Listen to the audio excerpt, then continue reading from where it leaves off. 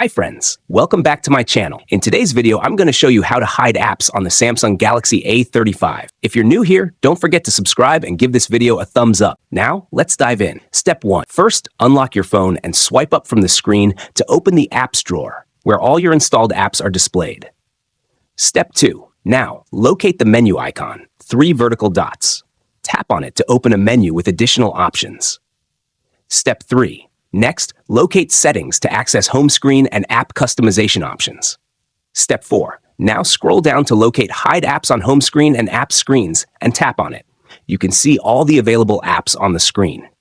Step 5. For the last and most important step, select the apps to hide. For this tutorial, I'll demonstrate by selecting YouTube. Once selected, the app will move to the Hidden section. Tap the Done option. The selected apps will instantly disappear from your home screen and apps drawer. If you found this tutorial helpful, don't forget to give it a thumbs up and subscribe to my channel for more great tips.